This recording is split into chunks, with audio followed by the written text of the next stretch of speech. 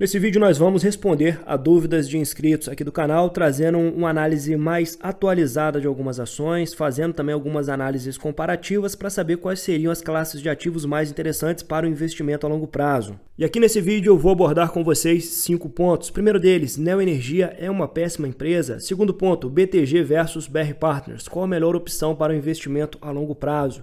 Terceiro ponto, análise atualizada da Unifique, muitos pedindo nos comentários, vou trazer inclusive um valuation, qual seria o preço justo da Unifique, considerando os aspectos de ser uma small cap de crescimento, entregando lucros bastante consistentes nos últimos 5 anos. Quarto ponto, Warren Buffett fazendo caixa, temos uma bolha prestes a estourar, vamos tentar olhar para o cenário macroeconômico, inclusive uma análise recente do Howard Marks a respeito das Big Techs lá nos Estados Unidos. Por último, vou responder um comentário bastante interessante a respeito de ações ou FIIs, qual o melhor investimento a longo prazo. Então nós temos aqui o comentário do Gilberto Lúcio, que destaca que depois de 6 anos comprando FIIs, vê que não foi um bom investimento perto das ações que ele tem em carteira. Vamos fazer uma análise comparativa, vou destacar as principais características de cada uma dessas classes e por que eu tenho uma certa preferência pelo investimento em ações. Lembrando que nada nesse canal se trata de recomendação de investimentos, a intenção é trazer realmente informação relevante para você conduzir da melhor forma os seus próprios investimentos. Se eu te ajudar de alguma forma, peço que você fortaleça o meu trabalho, deixando aqui a sua inscrição e o seu comentário, isso é importante para nós. Bora pro vídeo. Começando pelo comentário do Júlio César Maia, Neoenergia dá um tempo, só para quem não sabe a péssima empresa que é. Bom, existem duas formas de você lucrar e ganhar muito dinheiro investindo em ações. A primeira delas é comprando participação acionária em excelentes empresas que tenham bons indicadores fundamentalistas e carregando essas ações a longo prazo, como é o caso aqui da CPFL Energia, uma empresa muito redonda em termos operacionais e financeiros, vem realizando uma excelente alocação de capital com projetos muito rentáveis a longo prazo. Entretanto, esse grau de qualidade é corretamente precificado pelo mercado, que paga um P sobre VP de 1,78 para ser sócio dessa empresa. Diga-se de passagem, uma empresa bem segura para o investidor iniciante, que já remunera muito bem através de dividendos. Vejam que a companhia vem entregando um ganho de margem nos últimos anos, mas vejam que nem sempre foi assim. Em 2017 e 2018, a companhia carecia de alguns critérios qualitativos, entregando uma margem líquida muito baixa e também retorno sobre o patrimônio líquido muito baixo. Pegando uma gestão competente, de lá para cá, a CPFL Energia voou em termos de ganho de lucros, receitas e também no seu ganho de eficiência operacional. Então vejam que quem compra agora tem um desconto potencial frente ao ativo, deve receber um bom dividendo, mas quem fez dinheiro mesmo foi quem comprou lá atrás, em 2018 e 2019, durante a fase de transição, a fase de melhora desse ativo. Já no caso da Neoenergia, nós não temos a melhor empresa do setor aqui, pelo contrário, tem muito espaço para melhorar, tanto no controle das despesas operacionais, como também na sua alavancagem financeira. Então esses dois fatores vêm pressionando bastante as margens da companhia. Vejam que ela saiu de uma margem de quase 2% em 2017, mas vejam que a partir de 2017, que é quando a Iberdrola compra o controle da Neoenergia, de lá para cá ela vem entregando um certo ganho de eficiência,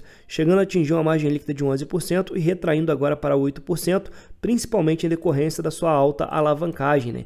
Então quando a gente tem um cenário de elevada taxa de juros e uma empresa mais alavancada, isso tende a pressionar bastante a margem líquida e os lucros da empresa. Então essa é a fotografia atual da Neoenergia. Mas o que chama a atenção da Neoenergia? Mas o que chama a atenção aqui na Neoenergia? Primeiramente, nós temos a maior empresa de distribuição do setor privado no Brasil hoje, com forte crescimento do seu número de clientes.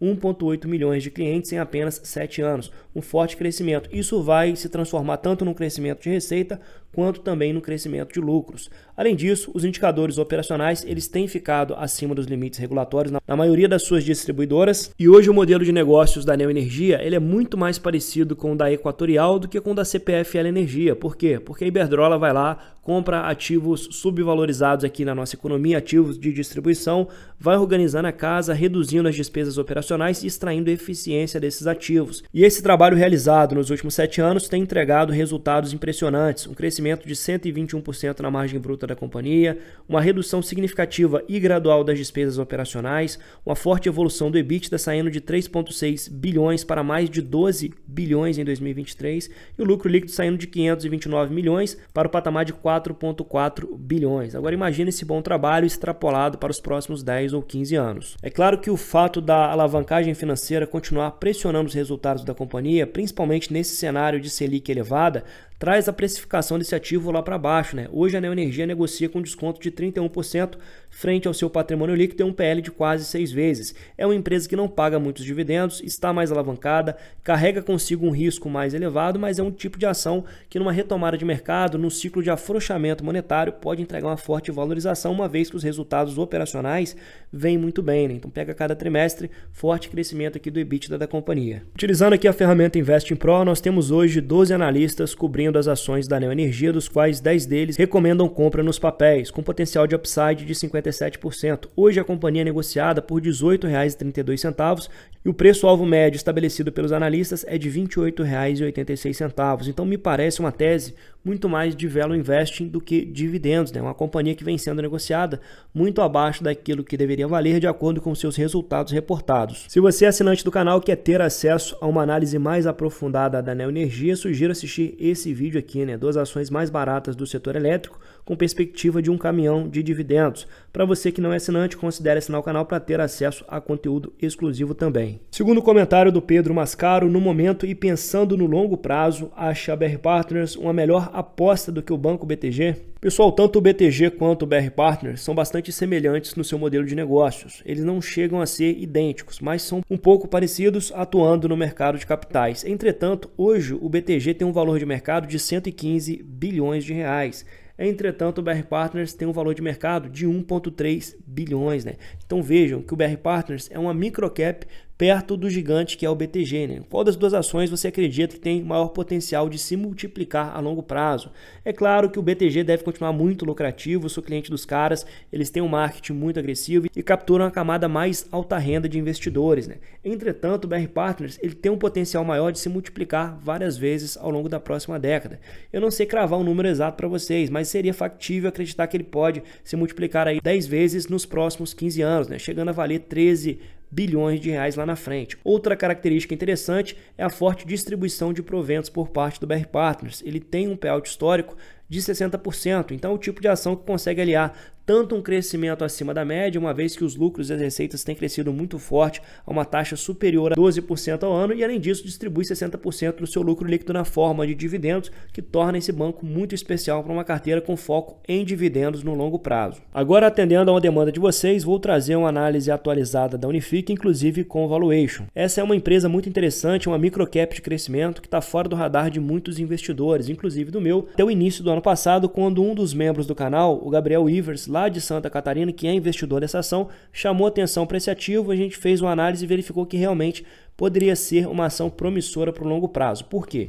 Já falei muito com vocês para dar uma importância substancial às margens da companhia, né? Porque mostra quão eficiente é o negócio. E olhando principalmente aqui para a margem EBITDA da companhia, a gente vê uma margem EBITDA gigantesca de 50%. Isso mostra que ela é bastante eficiente no negócio que ela conduz. Lembrando que estamos falando de um negócio de setor perene, que é provedor de internet e também telefonia. Outro ponto é que a empresa tem uma estratégia de crescimento agressiva, se dedicando muito mais ao interior da região sul do país, né? Então, um crescimento de nicho, onde tem menor concorrência, ela consegue ter maiores margens, como a gente viu no resultado. Outro ponto interessante é que ela tem conseguido crescer também de forma inorgânica, fazendo aquisição de pequenos provedores e dando um forte impulso ao crescimento da receita da companhia. A empresa também já recebeu alguns prêmios denotando a qualidade do serviço prestado, então isso daqui também casa com diferenciais qualitativos, então a empresa promissora sim a longo prazo. Olhando agora os principais indicadores fundamentalistas, estamos falando de uma empresa de crescimento que hoje negocia um P sobre VP de apenas uma vez, um PL de 4,5 vezes e entregou um yield superior a 6% nos últimos 12 meses. A companhia trabalha sem dívida, trabalha também com margens muito elevadas e está entregando um ROI superior a 20%. Então vejam que aos poucos ela vem aumentando o seu nível de retorno sobre o patrimônio líquido, mais um indicador que joga a favor da análise dessa ação. O ponto negativo aqui são dois. O primeiro deles é que nós temos um pequeno horizonte de tempo para avaliar a empresa. O ideal era mais de 5 anos aqui para a gente ter realmente uma noção, mas por esse horizonte de tempo me parece sim uma empresa promissora. Outro ponto é que esse setor de internet ele sofre algum tipo de disrupção de tempos em tempos. Nós temos visto lá o Elon Musk, por meio da sua Starlink, capturar uma pequena fatia desse mercado de internet, porém quando a gente fala da Unifique, estamos falando também de internet de banda larga e também o 5G que vai entrar em operação e vai crescer bastante nos próximos anos. Então, ainda assim, me parece uma empresa que tem lugar numa carteira de investimento de longo prazo. Aqui você toma um pouquinho mais de risco, mas também tem um potencial de retorno muito maior, uma vez que estamos falando de uma empresa que tem um valor de mercado de apenas 1,2 bilhões de reais. Pessoal, fazendo aqui um valuation com as premissas de Graham adaptada para o nosso mercado, eu vou exigir para a Unifique um preço-lucro de 10 vezes e um PL de 1,5 vezes. Beleza, Machado, mas por que múltiplos tão elevados? Porque estamos falando de uma empresa de crescimento que de fato tem entregado um forte crescimento dos seus lucros. Vejam que 2024 ela vai entregar uma lucratividade recorde, então faz sentido cobrarmos aqui um prêmio no valuation dessa ação. Então, trabalhando com um P sobre VP de 1,5 vezes e um PL de 10 vezes, o preço justo da Unifique deveria ser algo na casa dos R$6, então a margem de segurança é de 77%. Para a galera que é assinante do canal, nós temos o link dessa planilha lá na aba Comunidade. Aqui você pode modelar de acordo com a sua perspectiva. Você pode falar assim, pô Machado, eu não aceito 1,5, eu acho que no máximo 1,2 de PVP e um PL de 9 vezes. E conforme você vai ajustando os múltiplos, a gente vai encontrar um preço justo de acordo com as suas premissas como investidor para essa empresa. Agora vamos analisar o comentário do Vamos Lá. A minha preocupação atual é a situação não só do Brasil, mas do mundo. Todos sabem que o Buffett também está com seu dinheiro em caixa e que já me dá um frio na espinha em pensar em uma possível bolha perto de estourar. O que acha? Pessoal, atualmente eu não tenho investimento fora do Brasil, entretanto eu considero que a Bolsa Americana já andou bastante nos últimos 5 anos. Estamos falando aqui de uma alta de mais de 80%.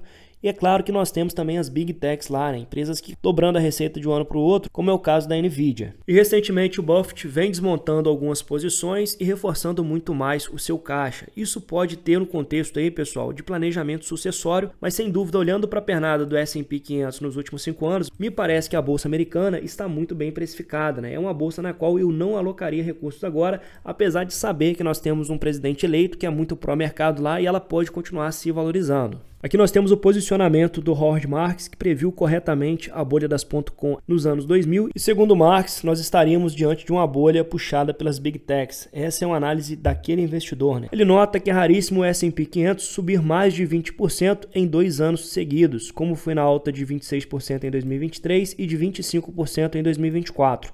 Historicamente, comprar um papel com múltiplo esticado significa quase sempre retornos baixos adiante. E uma frase do Marx que reina em termos de valuation é que investir bem não é investir em coisas boas, mas saber comprar. Não adianta você comprar uma excelente empresa que esteja extremamente bem precificada pelo mercado. Às vezes é melhor você comprar uma empresa mediana, mas que esteja com valuation extremamente amassado, porque ali você trabalha na margem de segurança que o próprio Benjamin Graham já falava no século passado. Então comprar barato é algo imprescindível.